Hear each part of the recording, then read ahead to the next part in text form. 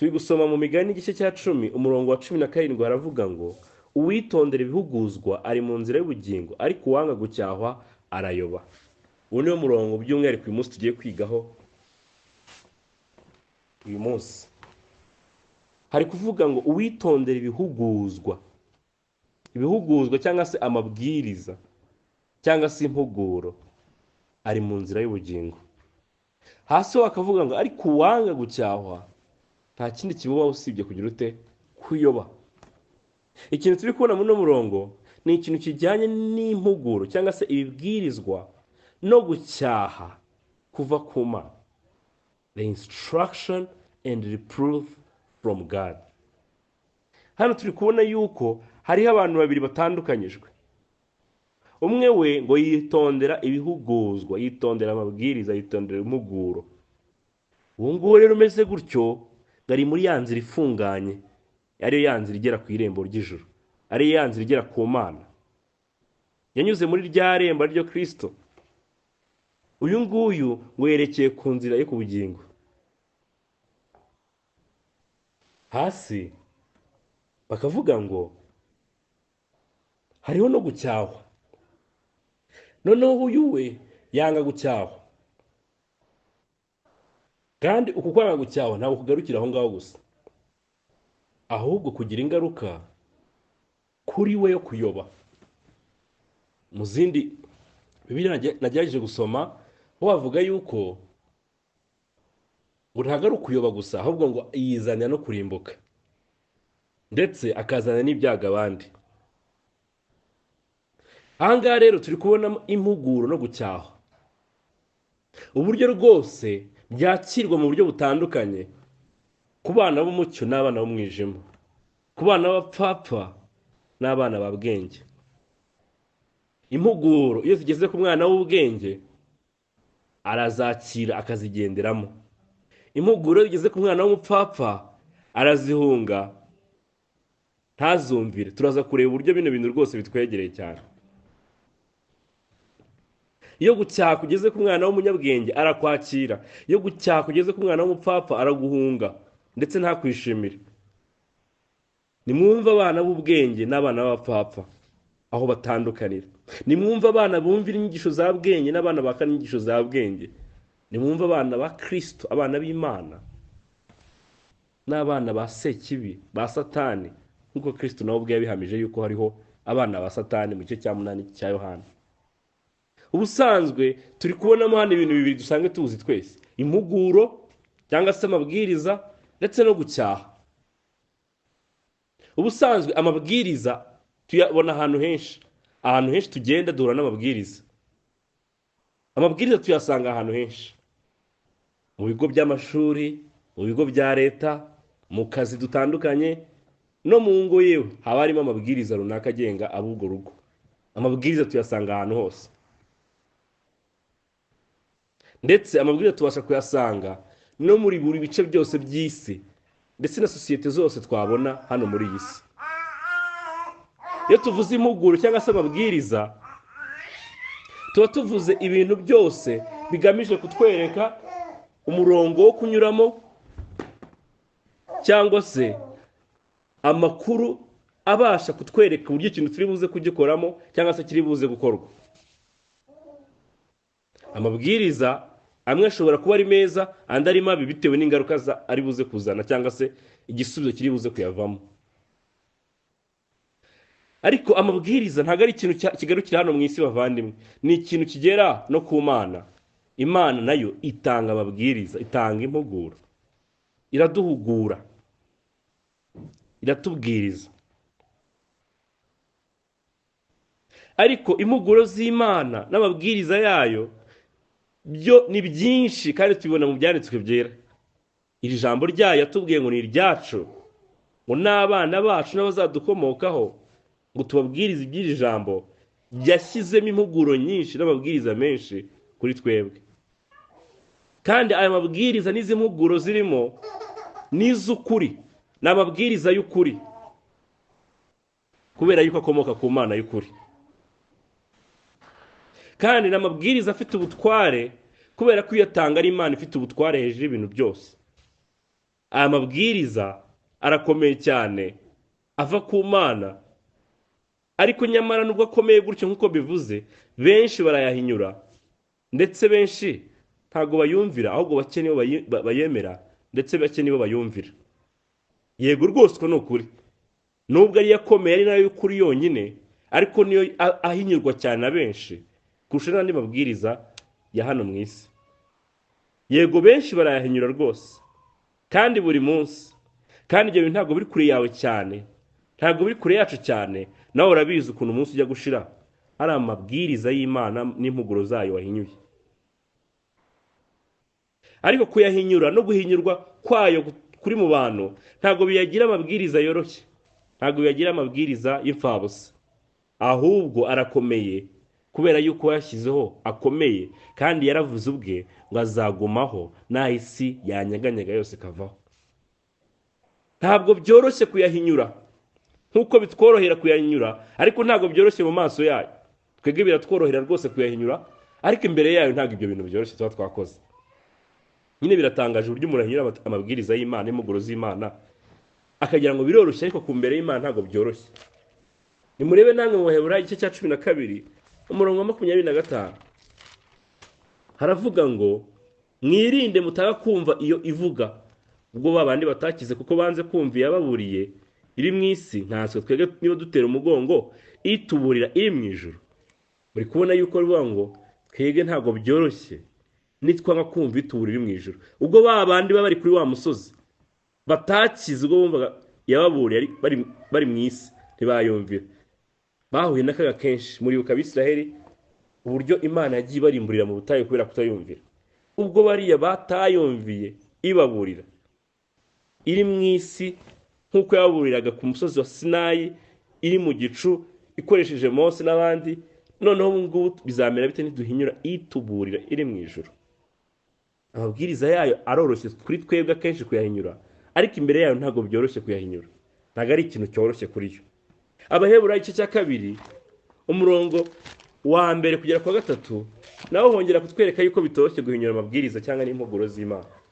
2 aravuga ngo nicyo gituma dukwiriye kurushaho kugira umwete wo kwita ku byo twumvise, kugira ngo tudatembanwa tukabivamo. Mbese ubwo ijambo ryavugiye mu kanwa k'abamarayika ryakomeye, kandi ibicumuro byose no kutaryumvira bikitirirwa ingaruka ibikwiriye, twebweho tuzarokoka dute twirengagiza agakiza gakomeye gatyo kabanje kuvugwa n'umwami wacu, natwe tukagamirizwa n'abamwumvise. Naya mwumve umurongo wa 3 ukuntu utangira uvuga ngo twebweho tuzarokoka dute nitwirengagiza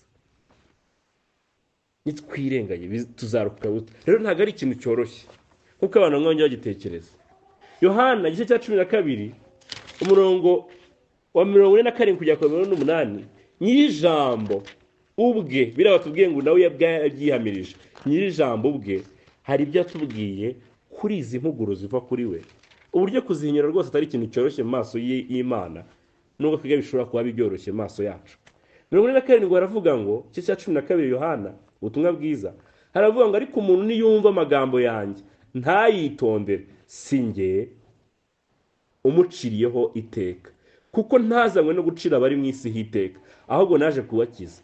Unyanga ntiyemera amagambo yanjye afite umuciraho iteka. Ijambo navuze niryo ryamuciriyeho iteka ku munsi, ijambo navuze niryo rizamuciraho iteka ku munsi w'imperuka. Ijambo navuze niryo rizamuciraho iteka ku munsi w'imperuka. Muri kubona ukuntu Kristo abikomeje kurushaho yuko uwanga kwemera amagambo ye ntabwo ari njye umuciraho iteka, ko naza mu isi no gukiza abari barazimiye, ahubwo uwanga amagambo yanjye niyo azamuciraho iteka kuri wa munsi. Aya mabwiriza n'izi mpuguro twumva buri munsi, ibibwirizwa duhora twumva buri munsi bitubwiye bya Kristo. Muvandi ujye ubyakirana umutima unezerewe, ariko n'umutima uhinda umushyitsi uvuga ngo aya n'andi mabwiriza yiyongereye ko Imana yampaye azansinda kuri wa munsi. Niyo mpamvu tuvuga ngo wahirwa usoma wa mwana kugira ngo umujinya wiwe udakongezwa kuri we maze akarimbuka. Rero bavandimwe n'abazuwe bahamagarirwa rwose tugiye kubireba kwitondera ijambo ry'Imana, kwitondera impuguro z'Imana, kwitondera amabwiriza y'Imana. Niba mubibonye birakomeye kuyazirura, birakomeye kuyirengagiza, kubera yuko izi mpuguro z'Imana ni nziza kubera ko zituruka ku mwami w'icyubahiro, ariko kuyirengagiza bizana kukurimbuka. Nyamara kuyitondera hari izindi ngaruka bizana, byo turi gusoma hano mu murongo wa 17 w'igice cya 10, ngo witondere ibihuguzwa ari mu nzira y'ubugingo. Utitondera tubonye ikibuze kunywa, ariko uyitondera ngo hari ikintu kindi biri buze gutanga, ngo ari mu nzira y'ubugingo. Ndagira ngo mwumve iri jambo ritangira hano ngo witondere ibihuguzwa, who keep the instruction. Neza niko wakoresha ijambo ngo uwo nguwo ukomeza impuguro, ukomeza amabwiriza y'Imana, ukomeza uwitondera. Iri jambo kwitondera cyangwa gukomeza ni ijambo riri mu nshinga ikomeza cyangwa se itondaguye mu buryo bwo gukomeza, continuous. Ni igikorwa gikomeza kubaho. Ntago ari umuntu witondera iminsi bishize arangiza akabireka, cyangwa uzitondera iminsi 3 iri imbere yarangiza akabireka, ahubwo ni ukwitondera kugumaho. Uwitondera ni igikorwa gikomeza. Ikindi ntago rivuga uwitondera impuguro z'Imana cyangwa se uwitondera amabwiriza y'Imana, ntago byerekeye cyane kuba umuntu azi kuyamenya akabasha kuyahuza, akavuga ngo hano Imana ivuga iki, yavuze iki, bishatse guhura na iki ngiki kivuga iki ngiki bikabyara iki ngiki. Hoya, ushobora kuba rwose wabasha gusobanura ibyanditswe byera, nabasha gusobanura ibyanditswe byera neza, ariko ntago ari iki bari kuvuga, ntago ari ukwitondera ijambo ry'Imana muri ubwo buryo, kwitondera impuguro z'Imana. Yego rwose ndi kubyitondera uburyo uri gusobanura ijambo ry'Imana, ijambo kurindi uri kurikiranya, uko ni ukwitondera ijambo ryayo kugira ngo utavuga ibitari byo. Ariko icyo bari kuvuga kwitonderamo hano kurenza ibyo ngibyo, kurenza umwigisha uri gushaka kuba faithful ku ijambo ryanditse aho ngaho, kurenza mwene data uri kubwiriza undi, cyangwa se uri gusenga yiherereye, ari gukora devotion, akajya yitondera neza ijambo ry'Imana uburyo riri kugenda ari mu bwira byandika neza atabigoreka. Birenze ibyo ngibyo bavandimwe. Uku kwitondera bari kuvuga hano, kwitondera impuguro z'Imana, amabwiriza y'Imana, byerekeranye no kumenya ijambo ryayo uko ribiri, ariko bijyana no kuryumvira, bijyana no gukora ibyaryo. Mane magambo aravuga ngo uwitondera cyangwa ukomeza impuguro z'Imana cyangwa se ibihuguzwa, uyu nguyu ni umuntu ubimenya nk'uko biri, ntabigoreke, ntabyumve amacuri, kubera ko twahawe umwuka wera. Nuvuga ngo uri kubwirwa ngana umuntu wakijijwe, tugiye kubibona. Uyu nguyu rero uhabwa umwuka wera ngamufashe kumva neza ibiri kubwirizwa amahangaha ijambo ry'Imana riri kumubwira, akabishyira mu bikorwa. Uwo nguwo ni ukomeza instruction ziva ku Mana, ni ukomeza amabwiriza ava ku Mana. Gukomeza bari kuvuga aho ngaho nicyo bari kuvuga, ni ugukomeza kujyana no kubishyira mu bikorwa, ni ugukomeza kujyana no kubyumvira, nicyo kiri kuvugwa aha ngaha. Ntago bari kubyerekeza ko umuntu yabikomeje ngageraho agera ku mwuzuro yuko nta nenge n'imirimo, perfection. Ntago ari cyo bari kuvuga Mana, ahubwo icyo bari kuvuga ni uyu muntu uhora muri uyu murimo wo kuyakomeza. Uko bigeze kuri perfection cyangwa se ku mwuzuro, nekereza ko yahitarekeraho gukomeza amabwiriza y'Imana, ko yarangije yayujuje ageze ku kizu 100%. Ariko kuko ari menshi amabwiriza umuntu atamenye mu isegonda rimwe, niyo mpamvu abo gukomeza kuyakomeza, ndetse ni igikorwa gihoraho, kubera yuko nta gihe umuntu agera ku mwuzuro. Ni iki ngiki bari kuvuga amanga. Ikindi ni umurimo ushoboka, ariko ntago ushobora gushoboka hatariho kumenya izi mpuguro, hatariho kumenya amabwiriza, hatariho kumenya ibi bihuguzwa, kubera yuko ntago wakomeza ikintu utazi. Niyo mpamvu kubanza kukimenya ari ryo tangiro rikomeye cyane abantu bajya byirengagiza, kuko kutamenya impuguro z'Imana, kutamenya amabwiriza y'Imana, ibyo ngibyo ntago bishoboka yuko wayakomeza, kuko ntago wakomeza ikintu utazi, ntago wakumvira ikintu utazi, ntago wakitondera ikintu utazi. None rero ubumenyi bwo kumenya amabwiriza y'Imana buturuka hehe? Buturuka kuri Kristo ndetse no ku bwa Kristo. Naya mu biryo jambo bituruka kuri Kristo ndetse no ku bwa Kristo, kugira ngo umuntu amenye ibihuguzwa biva mu ijuru. Bituruka kuri Kristo kandi ni ku bwa Kristo. Yego bituruka kuri Kristo rwose, ko Kristo atahari, Kristo atariho, ntago bishoboka yuko umuntu kubwe yabasha kumenya Imana. Ijambo ry'Imana rigaragaza yuko umuntu wese utarakizwa ngabapfuye mu buryo bw'umwuka, mu kwifuza kwe buri gihe kubohewe mu kwifuza ibindi bintu bitari Imana. mu kwifuza ibindi bintu bitari mu bwenge, mu kwifuza ibintu by'ubupfapfa, naho kubohewe, ari in bondage, ari mu bubata bw'ibitagira umumaro. Ntagashobora kwifuza Imana y'ukuri, ntagashobora kumenya iby'ubwenge buva ku Mana, ntabwo bishoboka. Ku bwa Kristo niho hakomoka ubwenge bwo kumenya ibihuguzwa biva ku Mana. Murebe namwe Abakorinto ba mbere igice cya mbere umurongo wa 30 kujya kwa 31. Abakorinto, urwandiko rwandikiye Abakorinto rwa mbere igice cya mbere umurongo wa 30 kujya kwa 31. Haravuga ngo niyo ibaha, bari kuvuga Imana Data, niyo ibaha kuba muri Kristo Yesu. Uyu Kristo Yesu ngo bigenda bitera ngo waduhindukiye ubwenge buva ku Mana. Kristo yaduhindukiye ubwenge buva ku Mana. Mani magambo batari kuri Kristo ntabwo twagira ubwo bwenge buva ku Mana, ntabwo twamenya ibyo bibwirizwa bye, ntabwo twamenya impuguro ze. Ngo Kristo rero aduhindukira ubwenge buva ku Mana, akaduhindukira gukiranuka, justification, akaduhindukira kwezwa, sanctification, akaduhesha no gucungurwa, glorification. Murongo wa 31 avuga ngo kugira ngo bibe nk'uko byanditswe ngo uwirata yirata Uwiteka. Kristo aduhindukira agakiza kose here mu itangiro kugira ngo iherezo ryako.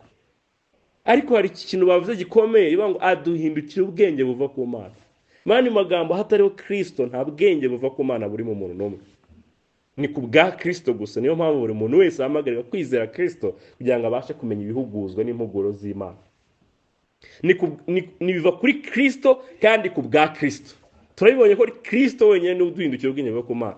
Ku bwa Kristo gute rero noneho? Bivuga ngo ni from Christ by Christ. Biva kuri Kristo kandi ku bwa Kristo. Nubundi ubwenge bw'Imana meshejwe na Kristo, nubundi nkomeza kubukuriramo ku bwa Kristo. Ntago ari ukwakira Kristo ibisigaye ngende uko nishakiye. Ntago ari ukwakira Kristo ibisigaye nirwarize. Hari izo nyigisho zipfuye muri no minsi zitangiye gukura gutyo. Kristo kubw'ubuntu, hanyuma ibisigaye ni ku bwanjye. Kandi ibi ngibi bijya bibasha natwe kutuzamo. Umuntu ugasanga atangiye kubaho yitsindishiriza mu mirimo, atakiringiye ubuntu bw'Imana bwonyine bubasha guhindura ubuzima bwe, ahubwo atangiye kugenda neza yiringira imirimo yiwe kari izabasha kumukiza. Ibi ngibi biriho mu bavandimwe, kandi nawe wasanga muri no minsi uri kubaho rwose ubuzima bumeze nko kwitsindishiriza mu mategeko cyangwa se mu mirimo iturutse mu mirimo yawe. Ni ku bwa Kristo n'ubundi. Ni from Christ by Christ. Bituruka muri Kristo bigakomereza muri Kristo. Nkuko Pawulo yabwiye itorero ry'Ikolosayi ngo mukomeze nkuko mwakiriye Kristo aba ariko mukomeza kugendera muri we. Mwamwakiriye gute? Kubwo kwizera. Kubw'ubuntu bw'Imana binyuze mu kwizera. Murakomeza mu gute rero? Kubw'ubuntu bw'Imana binyuze mu kwizera. Nuko biri bikomeza. From Christ by Christ. Ni ku bwa Kristo, bituruka kuri Kristo ku bwa Kristo. Yohana igice cya 18 umurongo wa 37. Yohana igice cya 18 umurongo wa 37.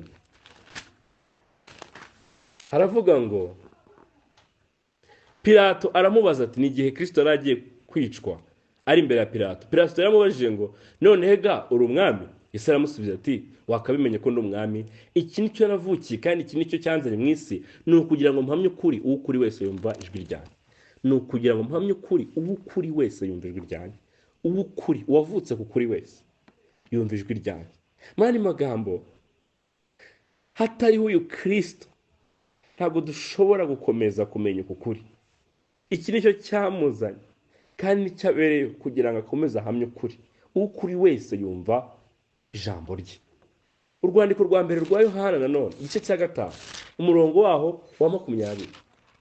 Ari ijambo rikomeye cyane rinejeje bavandimwe kubizera. Bivuga ngo igice cya 5 umurongo wa 20 aravuga ngo kandi tuzi yuko umwana w'Imana yaje akaduha ubwenge ngo tumenye y'ukuri kandi turi mu y'ukuri kuko turi mu mwana wa Yesu Kristo. Yo niyo Mana y'ukuri n'ubugingo buhoraho. Ngo kandi tuzi yuko umwana w'Imana yaje kugira ngo bigende ngaduha ubwenge. He come for us kugira ngo tugire ubwenge. Yaje ku bwacu kugira ngo aduhe ubwenge tumenye amabwiriza n'impuguro z'Imana. Kandi n'ubundi dukomeza kumenya ibyo turi mu y'ukuri. Ntago wayimenya utakiri mu y'ukuri. nuko nyine Imana yabishimye. Ntago ari ubumenyi nk'ubundi bwose. Ubumenyi nk'ubundi bwose ntago bigombera kuba wicaranye n'uwabyanditse n'uwabikubwiye, ariko ibi bihuguzwa, izi mpuguro z'Imana, ibibwiriza by'Imana byo bikenera yuko ubyumva biheshejwe nawe, kandi ugakomeza kubyumva kubera kuri muri we. From Christ by Christ. Niba bitari ibyo, niba ari from Christ alone, ntibibe by Christ, muvandimwe ntabwo byashoboka. Niba bikomoka kuri Kristo ariko ntibikomeze kubera Kristo, ntabwo biri buze gushoboka. Kandi nta nubwo byakomeza kubera Kristo bitahereye kuri Kristo. Niwe remo, niwe wenyine utumenyesha ubwenge, niwe wenyine ukangura intekerezo zacu tukabasha kumva ijambo ry'Imana ribwirizwa tukaryumva. Ukuri wese yumva ijambo rye, ubwo utari ukuri ntashobora kuryumva, imikomeza kuba ubupfapfa imbere yiwe. Bavandimwe, ngaho biri gukomoka. Ntabwo hashobora kubaho kumvira amabwiriza y'Imana hatariho Kristo. Niyo mpamvu ubutumwa bwiza ari ingenzi cyane buri munsi. Ntabwo ari ingenzi cyane guhera wa munsi twumviye Kristo, ahubwo ni ingenzi cyane na n'uyu munsi, no kugeza ku buriri bwawe uri gupfa. Ni Kristo uramukeneye cyane, ubutumwa bwiza urabukeneye cyane. Ntabwo ubutumwa bwiza ari ubw'abadakijijwe gusa, ahubwo ubutumwa bwiza ni ubwacu twese n'abakijijwe, kubera yuko ngo ni imbaraga y'Imana. Ubutumwa bwiza dukeneye kubwumva ko butubwira Kristo uyu ari we uduhesha ubwenge buva ku Mana, kandi tugakomeza kumenya ubu bwenge turi muri we. Urabukeneye muvandimwe buri munsi. Ese ujya wibwiriza ubutumwa bwiza? Kubera yuko kubwirengagiza niho umuntu atangira kugenda ashaka kwitsindishiriza akoresheje imirimo ye. Mu murimo wo kwezwa ugasanga yiringiye ibikorwa bye cyane kurusha gukomeza kureba kuri Kristo. Niyo mpamvu niyo byanze uriheba cyane no kugaruka imbere ya Kristo ukaba ufite isoni, kubera ko wari wamutaye kuva mbere. Wari wamutaye, ibyiringiro byose wabishyize kuri wo kuri buze kubishobora. Muvandimwe, ese wizeye ubutumwa bwiza? Ese wizeye ubutumwa bwiza? Warabwumvise bw'ukuri? Ese niki kikumenyesha yuko ubutumwa wumvise koko buhura n'ibyanditswe byera? Ese niba koko warabwizeye ubutumwa koko buhura n'ibyanditswe byera, buracyari ubutumwa bwiza kuri wowe cyangwa byahindutse inkuru isanzwe? Ese uracyizera ubutumwa bwiza yuko ari kubw'ubuntu bw'Imana gusa umuntu abasha gukizwa? Uracyareba kuri Kristo nk'uko wamutumbiraga wa munsi ukizwa? Uracyamurebaho wenyine ukavuga ngo ni ukuri Mwami, bitabaye ku bwawe ndi umurimbuke rwose? N'uyu munsi uracyabivuga? Cyangwa uravuga ati reka ndwane no gukomeza kugaragaza ko agakiza kanjye ari ak'ukuri, aho kugira ngo ukomeze urwane no kureba kuri Kristo ukomeza gusohoza umurimo wiwe muri wowe? Ese uracyakomeza kwibwiriza ubutumwa bwiza? Ese uracyagira umwete wo kubwiriza abandi ubutumwa bwiza? Kubera yuko aha niho ruzingiye kuri ijambo turi kwiga ahangaha rivuga ngo umuntu ukomeza amabwiriza y'Imana niwe uri mu nzira y'ubugingo. Niba rero ahangaha twaratayeho ku butumwa bwiza, ntabwo ibintu byo gukomeza amabwiriza y'Imana biri buze gukomeza gushoboka. Ntabwo wabaho kumvira Imana hatari ubutumwa bwiza. Ntabwo ariho gukomeza amabwiriza y'Imana hatari ubutumwa bwiza. Ubutumwa bwiza kubera iki? Kuko ubutumwa bwiza ni imbaraga y'Imana. Ni imbaraga y'Imana yego ku muntu utarakizwa kugira ngo abashe gukizwa nabwo, ariko ni imbaraga y'Imana yego ku muntu wakijijwe kugira ngo akomeze arushaho gutungana. Abakorinto wa mbere cya mbere murongo wa 18 hagaragaza yuko kubakizwa ngo ubutumwa bwiza ni imbaraga y'Imana. Abaroma igice cya mbere murongo wa 16 hagaragaza yuko kuba tarakizwa ababwizera ubwo ari imbaraga y'Imana ibahesha gukizwa. Ntimubireba namwe ko ubutumwa bwiza ari imbaraga y'Imana, yaba ari ku muntu udakijijwe kugira ngo bumukize no kuwakijijwe. None ubutumwa bwiza uracyabubwira umutima wawe? Uracyibwiriza ubutumwa bwiza? Uracyakomeza kubona ubutumwa bwiza ari ikintu kiruta ibindi bintu byose byamenywa? Niyo mpamvu hano bari gukomeza basoza bavuga ngo uwitondera ibihuguzwa ari mu nzira y'ubugingo. Ari mu nzira y'ubugingo. Mani magambo inzira yigezemo already, aracyayikomejemo. Ntabwo ari umuntu uri kugenda mu nzira igera ku bugingo, ahubwo ari mu nzira y'ubugingo. The way of life ayirimo ku bwa Kristo, akomeje kuyibamo kubwo kwitondera ibi bihuguzwa bya Kristo, kandi tubonye ko gukomeza kubyitondera ni n'ubunini ku bwa Kristo. Mani magambo ni ikinyoma rwose kuba umuntu avuga ngo ari mu nzira ngo yabonye ubugingo buhoraho ariko akaba atakiri mu nzira y'ubugingo. Ni ikinyoma rwose, kuko wabonye ubugingo akomeza kugenda no mu nzira y'ubugingo, kuko ubugingo buhoraho ni ubugingo budashira, ariko ni n'ubugingo bujyanye n'imibereho mishya hamwe n'Imana. Ntabwo life, eternal life isobanurwa gusa mu ngano y'igihe, ahubwo isobanurwa no muri nature of life, no mu kamero k'ubwo buzima. Iyo umuntu rero akijijwe agahabwa ubugingo buhoraho, aba ahawe ubugingo atari afite, aba ahawe ubugingo bushya, ariko ubugingo budashira. Rero byaba bitanga ngo ufite ubugingo budashira ariko udafite ubwo bugingo bundi budahari. Niyo mpamvu rero bavuga ngo uwahawe ubugingo abaho muri ubwo buzima bw'ubugingo bushya nyine, ari mu nzira y'ubugingo. Iyo nzira y'ubugingo igaragazwa n'iki? Igaragazwa no gukomeza kwitondera, gukomeza amabwiriza ya Kristo. Ntago amabwiriza yose meza ariko yose agukomereza mu nzira y'ubugingo. Hari amabwiriza meza rwose tubona tubwirwa n'abaganga y'uburyo twafata umubiri yacu neza. Hari amabwiriza meza tubona batubwira uburyo abantu bashobora gutwara imodoka neza cyangwa gukoresha umuhanda neza. Hari amabwiriza rwose duhabwa ajyanye n'uburyo dushobora kubika amafaranga neza tukajya tuyakoresha neza. Hari amabwiriza tubona meza atubwira uburyo dushobora gukoresha ubumenyi twakuye ku mashuri ndetse no muri kariyeri abantu bagenda barimo kugira ngo babashe kuzikora neza. Ndetse hari n'amabwiriza tubona uburyo dushobora gukora ibizamini neza tukabitsinda. Ayo mabwiriza rwose arahari meza, ariko ntabwo buri mabwiriza yose tubona mu isi ariko yose adukomereza muri inzira y'ubugingo. Hari amabwiriza meza menshi tubona muri buno buzima arinda ubuzima bwacu bw'igihe gitoya, buno buzima bw'hano mu isi, kugira ngo bukomeze bubeho neza. Nk'iri kubwirwa ngo ujye ukoresha umuhanda neza gutya, aba ari amabwiriza meza agufasha kugira ngo urusheho gukoresha neza iminsi Imana iguha hano mu isi neza, ariko ntabwo ari amabwiriza agukomeza mu nzira y'ubugingo. Ndetse n'ijambo ry'Imana ritubwira ko dukwiriye kuyumvira ayo mabwiriza meza duhabwa hano mu isi atarwanya Imana, ariko dukwiye kuyatandukanya iyo bigeze ku mabwiriza none ava ku Mana yayanda adukomeza mu nzira y'ubugingo. Kuko umuntu ashobora kuba yakumvira amabwiriza meza yose navuze yose hano mu isi, ariko n'ubundi kuri wa munsi akazarimbuka, akaba akiri munsi y'umujinya w'Imana. Ariko aya mabwiriza ava ku Mana yo umuntu yakomeza, kubera ko umuntu udakijwe ntashobora kuyakomeza. Wowe nicyo gikomeye ahangaha. Hari ubwo tuvuga ngo umuntu ngo yabasha kwikirisha imirimo ye, uriya muntu rwose ngo yiringiye ko imirimo ye yamujyana mu ijuru, ariko nuzanira imirimo akora ukayizana ku gipimo cy'ijambo ry'Imana, uzabona atari imirimo myiza. Ni imirimo myiza imbere y'abantu, ariko ni imirimo ni cakarafu, n'ubushwambagara bwuzuye ibizinga imbere y'Imana. Ntabwo yumvira ibwiriza na rimwe ry'Imana, habe na rimwe. Ntabwo ngo yagerageje 50% ngo byose ni zero, ahubwo habe na rimwe ari kumvira mu mabwiriza y'Imana. Ariko umuntu wabasha kuyumvira, kuyakomeza, urumva n'umuntu wazuwe. Uyu muntu rero ari mu nzira y'ubugingo rwose. Aya mabwiriza ni ijambo ry'ubugingo, ni amabwiriza y'Imana nyir'ubugingo adukomeza muri iyi nzira y'ubugingo. Amabwiriza ava ku Mana ni meza, afite umumaro kandi atuyobora ku bugingo. Nimurebe Zaburi 119, uburyo rwose aya mabwiriza yo atandukanye n'amabwiriza y'abantu. Yo ni amabwiriza yihariye atuyobora ku bugingo.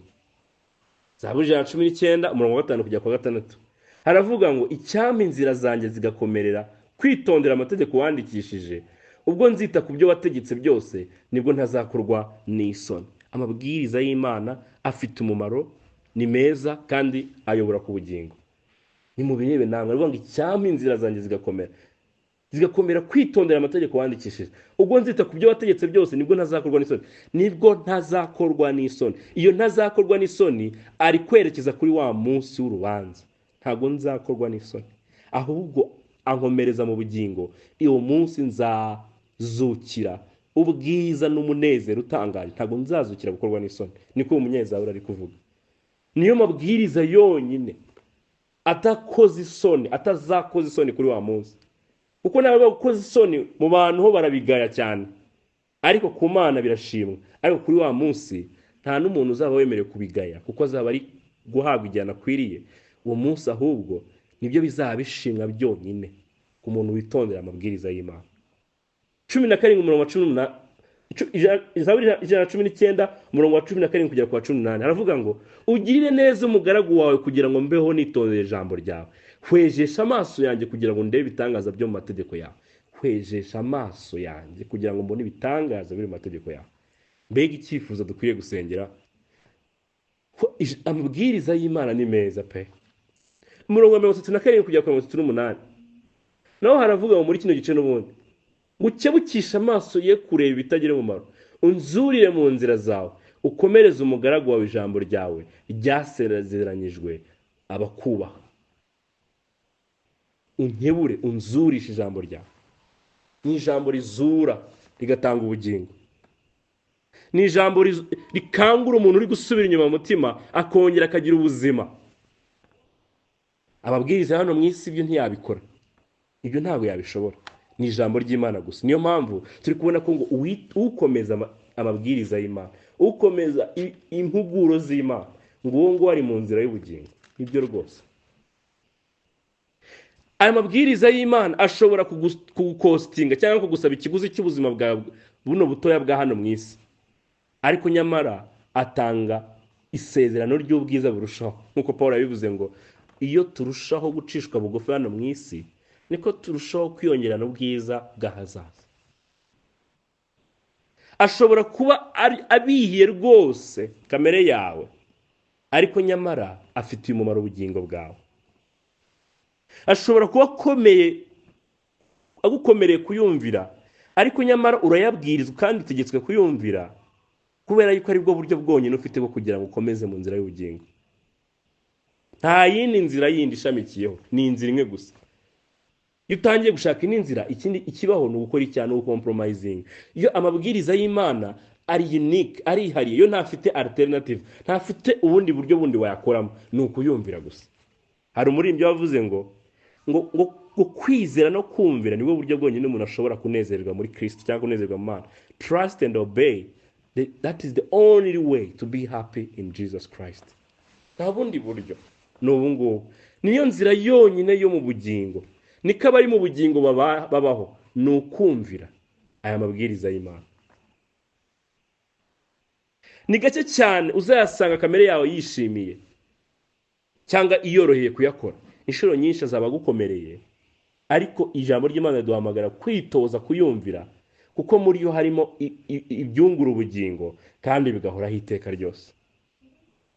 Niyo mpamvu dukwiriye kurushaho gusabana na Mwuka Wera, kuko niwe dukomeza kugira ngo tubashe kumvira amabwiriza yayo. Muri yo mabwiriza yonyine aganisha ku bugingo. Zaburi 119 umurongo wa 50 harivugira ubwaho ngo iki nicyo kimara umubabaro makuba yanjye no mu byago byanjye, nuko ijambo ryawe ryagize ute ryanzuye. Ijambo ry'Imana rirazura abavandimwe, rigatanga ubugingo. Ntago amabwiriza hano mu isi meza yatanga ubugingo. Ntago umuganga akubwira ngo ufate ubuzima bwawe gutya neza, ubungabunge neza byatanga ubugingo. Ni byiza ariko ntago bitanga ubugingo. Ntago impuguro z'umubyeyi wawe zisanzwe zaguha ubugingo. Amabwiriza y'Imana niyo atanga ubugingo. Hahirwa rero uyakomeza, kubera ko ngo ari mu nzira y'ubugingo. Kandi kuyakomeza twabonye aho biri gukomoka, ni muri Kristo.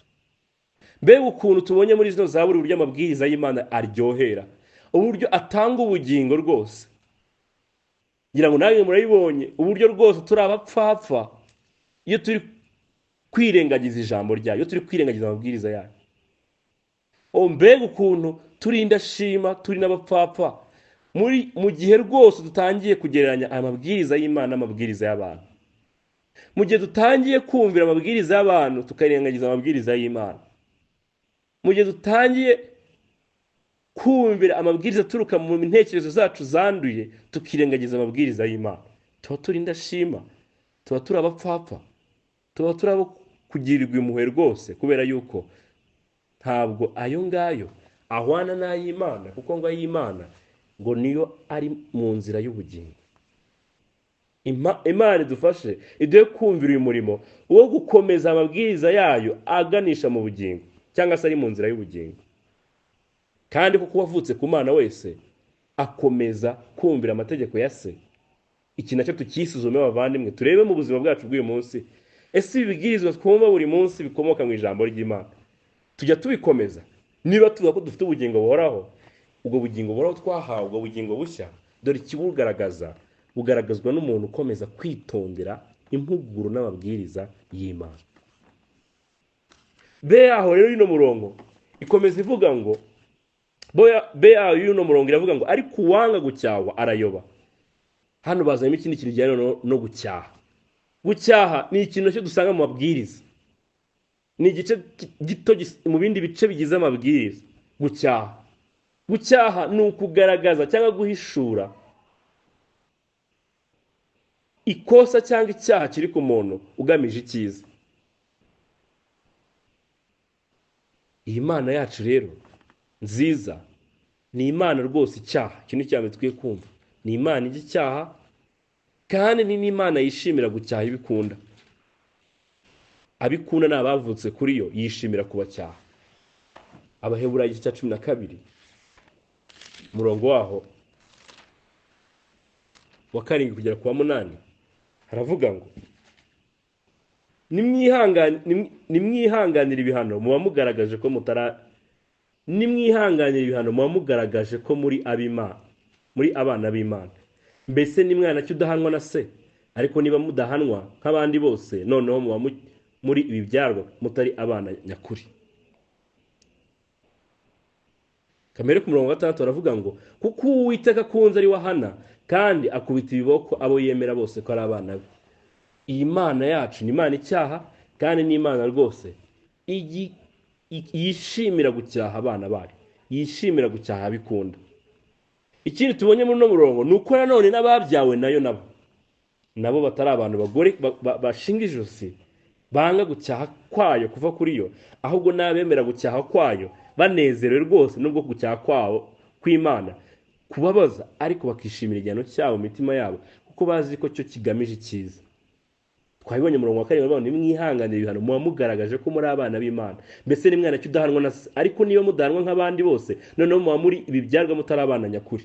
Ikintu turi kubonamo hano rero ngo nuko muri Migani murongo igice cya 10 umurongo wa 17 havuga ngo ariko uwanga gucyahwa arayoba. Ruvuga ngo uyu wanga gucyahwa usa umwana w'Imana. Ko tubonye ko abana b'Imana ngo bishimira gucyahwa kuva kuri yo, kandi n'Imana yishimira kubacyaha. Nimurebe namwe mu ngoma za mbere igice cya 21 umurongo wa 11 kugera ku wa 13. Murebe mwene data wakijijwe utameze nk'uyu muntu turi kubona mu Migani wanga gucyahwa akayoba. Ngoma za mbere igice cya 21 umurongo wa 11 kugera ku wa 13 haravuga ngo nuko ni ingoma za mbere igice cya 21 umurongo wa 11 kugera ku wa 13 ni igihe Dawidi yari amaze gukora icyaha akabara Abisiraheli. Umurongo wa 11 aravuga ngo nuko Gadi asanga Dawidi aramubwira ati Uwiteka avuze ngo hitamo icyo ushaka, ari uguterwa n'inzara imyaka 3 cyangwa kumarwaho n'ababisha bawe amezi 3 inkota zabo zikugeraho, cyangwa se inkota y'Uwiteka iminsi 3 ariyo mugiga yatera mu gihugu na marayika w'Uwiteka akarimbura mu gihugu cya Isirayeli cyose. Nuko rero tekereza umbwire uko usubiza uwantumye. Nuvuga ngo hano Uwiteka muhitishemo ibihano 3. Igihano cya mbere muhitishemo Dawidi ngo nuko ari buze guterwa n'inzara imyaka 3. Icya kabiri ikindi gihano ni ukumarwaho n'ababisha biwe amezi 3 inkota zabo zibageraho hamwe n'Abisiraheli. Icya gatatu igihano cya gatatu noneho ngo nuko inkota y'Uwiteka iza kuri iminsi 3. None mwumva ukuntu Dawidi asubiza. Dawidi arasubiza ngo Dawidi abwira Gadi ati ndashobewe rwose, reka nigwirire mu maboko y'Imana kuko imbabazi zayo ari nyinshi cyane, ne kugwa mu maboko y'abantu. Mwumva umuntu wakijijwe utandukanye n'ingo turi kubona muri Migani cya 10 ni umuntu wemera gucyahwa kw'Imana kugira ngo atayoba. Bavandimwe iki kirakomeye nacyo ni ikintu cyo kwisuzumiraho kugira ngo turebe iyo ducyashywe mu bibwirizwa, ducyashywe mu ijambo ry'Imana tujya tumera dute. Kubera yuko iki kigaragaza yuko imitima yacu yazuwe cyangwa itazuwe no kuri iki kintu kijyanye no gucyaha kuva ku Mana. Ko ni Imana icyaha kandi gucyaha kwayo ikugaragaza mu mvugo ndetse no mu bikorwa. Ndetse bavandimwe hari n'igihe gikoresha n'abana bayo mu kuducyaha. umwana rero utumvira, umwana w'umupfapfa udakijijwe, uwibeshya ko akijijwe, utarazuwe, uwo nguwo yanga impuguro no gucyaha kw'Imana, kubera yuko barikunda cyane kurusha uko bakunda Imana, bakunda n'ibindi bintu kurusha uko bakunda Imana. Iyo Imana ibacyashye rero ntabwo babyishimira, kubera yuko badakunda Imana. Imitima yabo ntirakazuka. Uyu muntu uri kuvuga ngo wanga gucyahwa, umutima we nturakazuka, umutima uracyari mu mwijima. Kuri bamwe uzasanga bakunda ibintu by'Imana bakabyishimira gusa mu gihe atarimo gucyaha, ariko iyo yajemo gucyaha imitima yabo irajunjaba, maze bagahunga, bakareka gukomeza inzira y'ubugingo. Uzabona rwose agera akavuga ngo nakemera no gutandukanywa n'itorero, mukanya excommunicating, aho kugira ngo nirengagize uyu munezero ndimo w'icyaha. Uwanga gucyaha arayoba, nta kindi aba yikurira ni ukuyoba. Iyo wanze gucyahwa n'Imana cyangwa se na bene so, icyo uri kuganamo ni ukuyoba, ni ukwirimbura. Hari n'abandi bo noneho badakozwa n'iby'Imana, babyanga urunuka aho biva bikagera, ku buryo bivuze ibintu by'Imana bumva biri kubofendinga, biri kubarwanya, bakabyanga rwose, bakanga gucyaha kuva ku Mana. Ubutumwa bwiza bukabwirizwa kuri bo kenshi, bakavuga ngo ariko namwe murakabye, noneho twumvise ubutumwa butabaho. Ibyo ngibyo turatubibona kenshi, cyane cyane iyo turi mu makwe. Iyo ubutumwa bwiza buri kubwirizwa, imitima y'abantu rwose urushaho kuyibona. Ariko ntabwo biri kure cyane, nagira ngo tubyegereze natwe imitima yacu, turebe ya minsi ducyahwa, bya bitondo tubyuka dusoma ijambo ry'Imana rikaducyaha, imitima yacu ikabihirwa, imitima yacu ntibyemere, imitima yacu ntibyishimire. Ya minsi mwene data kubwira ati muvane nk'ikintu n'icyaha ihane, kavuga ati ariko nawe yigize umuntu w'igitangaza z'ibintu, gusa aba yumva we ari umukiranutsi. Muvandimwe, niba yakoresheje ijambo ry'Imana ryo kwereka, iyo ni ugucyaha kuvuye ku Mana. Uwavutse ku Mana yishimira gucyaha kwayo, naho utishimira gucyahwa, uwo nguwo ntabwo yavutse kuri we, ahubwo dore icyo bari kwizana ni ukuyoba no guhanwa. Ndetse iki ni ikintu gikomeye cyane, kubera ko ni ikintu umuntu asanga no mu bantu bavuga ngo barakijijwe. Ni ikintu kidakwiriye rwose bavandimwe, kuko hano bavuze ngo ingaruka zabyo ngo nuko bizana kuyoba, destruction cyangwa error, kwirimbura. Ni ukurimbuka ku batizera, kubizera nabo banga gucyahwa bibazanira kugenda barushaho kugenda bayoba, barakaza Mwuka Wera, bamutera agahinda. Hari ingaruka rwose buri gihe mu kwirengagiza gucyaha kuva ku Mana. Yego rwose mu byanditswe byera harimo impuguro nyinshi uko twabibonye, ariko harimo no gucyaha kwinshi kuva ku Mana. Ariko abavutse ku Mana, abibe by'ukuri, abo kuri nk'uko Kristo yavuze, abo ngabo bumva gucyaha kwayo ko kuremereye ingingo zabo, kuremereye imitima yabo, ariko ari kwiza, bakakwishimira bavuga ngo Mwami, uku ni ugucyaha kuvuye kuri wowe, ni ukurusha imwe yuko uri kunyereka ububi bwanjye n'ubunyabyaha bwanjye. Dawidi amaze gucyahwa yaravuze ngo nigwire maboko yawe, ikigero kimugezeho ntabwo cyari cyiza, cyaramugoye. Ndetse sinano gusa yaracyashwe, yacyashwe n'igihe asambana, Imana imuha igihano. Muri Zaburi 51 avuga ngo abatakira Imana avuga ngo Mana subiza umunezero w'agakiza kawe. None wagira umutima wongera kwifuza Imana nka kuriya gute hatariho gucyaha kw'Imana? Gucyaha kw'Imana ni kwiza mu bandi. Niyo mpamvu dukwiriye kwitoza ndetse no kwishimira mu gihe gucyaha kwayo kutugezeho, tukakwishimira kuko kugamije icyiza. Nubwo nta munezero uri mu gucyahwa, ariko gucyahwa rwose kugamije icyiza, kuko ngo nta gihano kinezeza ugihanwa, ariko amaherezo kimuzanira icyiza. Niko muri Muheburayo 12 havuga. Yego rwose ntabwo dukwiye kwirengagiza gucyaha kw'Imana, kuko kwirengagiza bituzanira kurimbuka. Hari ugucyaha tuzakomeza kugenda tubona, cyangwa tugenda dukomeza kubona mu byanditswe byera. Hari ugucyaha Imana izatworohezaho guturutse muri bene data, kandi ikintu kikumenyesha ko ari ugucyaha kuvuye ku Mana, atari ugucyaha kw'imitekerereze ya mwene so, kuko hari igihe mwene so nawe aba afite uburyo ari kumva ibyanditswe byera mu buryo bucuramye, agashaka kubikurundaho. Ariko gucyaha uzaba ngo gucyaha kuvuye ku Mana guturutse kuri mwene data, ni ugucyaha ariko gucyahisha kwereka ibyanditswe byera uburyo utari ko byumvira. Ntukajye uhita umurebaho ngo umuhindukire umurakarire, ahubwo ujye ureba ko Mana yabikuzaniye uwo munsi, uvuge ngo Mana mbabarira rwose. Hari ugucyaha Imana ituzanira binyuze no mu bihe bitandukanye, cyangwa se muri circumstances zidasanzwe, ndetse no mu batizera hari igihe Imana ijya ibikoresha kugira ngo iducyahe. Mwibuke umugabo witwa Balamu wari ugiye kuvuma Abisiraheli, Imana imucyaha ikoresheje indogobe iramucyaha. Hari igihe Imana iducyaha ikoresheje ibintu biri karemano, ikaducyaha ikakwereka yuko wahemutse, ibyo wari ugiye gukora bigahinduka zero kugira ngo ikwereke yuko wahemutse, wakoze nabi. Wakiringira ubutunzi cyane karangira ibugize umuyaga, ukabona yuko ari ugucyaha kuvuye ku Mana. Wakiringira umuntu kurusha kwiringira Imana, bikarangira uhemukiwe cyangwa se bigenze nabi, kugira ngo wongere kwigisha yuko wahemukiye Imana, ibyiringiro byayo ukabikura kuri yo. Imana iducyaha mu buryo bwinshi. Ndakwinginze muvandimwe kugira ngo ujye ukanguka. Muri kubona ko uyu murimo wo kwemera gucyaha kw'Imana usaba no kukangutse rwose uri maso, kugira ngo gucyaha kwayo nikugeraho utivovota nk'abapagani, ahubwo urebe icyo Imana iri kukwigishiriza muri situation urimo. Ubundi umukristo nuko akwiye kuba ameze. Kuko muvandimwe hari ibintu bitugeraho tudakwiye kurespondinga cyangwa kubifata nk'uko abapagani bose babifata. Aho ukareba ati mwami, iki kintu kimbayeho washaka kunyigisha iki? Kuko nta kintu kigera mu buzima bw'abizera kiri for nothing, nta na kimwe. Nta kintu kimwe Imana igikora mu buzima bw'abizera kiri for nothing, nta na kimwe. Cyose ngo bifatanyiriza hamwe kutuzanira ibyiza no gucyaha nabyo. N'ibibazo byo muri ubu buzima ijya ibizana no kugira ngo iducyahe cyangwa idukomeze. Ibyo byose Imana ijya ibikoresha. Niyo mpamvu dukwiriye kuba dukangukiye kumva gucyaha kw'Imana. Ijya ibikoresha rwose tugacyahwa, kandi tuvuga ngo koko Imana irantashye.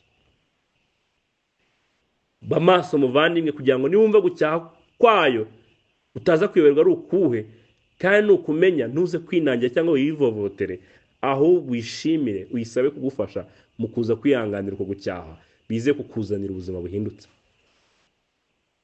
Niyo mpamvu hano turi ngo ariko uwanga gucyaha we arayoba. Uwanga izi mpuguro z'Imana akanga no gucyaha kuva kuri yo, nta kindi buri kwizana ni ukuyobba. Nange ni mu bireba, nta kindi kintu bizana iyo umuntu yanze gucyaha. Atangira kutwistinga ibyanditswe byera, akajya avuga ngo rega ngo ngewe ngaho ngeze ngo nsigaye numva ko ibi byanditswe byera bivuga ibi ngibi. Agatangira kuvuga ngo ngewe rero sigemo na bene data badakundana at all. Nuvuga ngo atangira kugenda ashaka impamvu nyinshi kandi zigereka ku bandi bantu, ukagira ngo we yahindutse marayika nta cyaha kigira.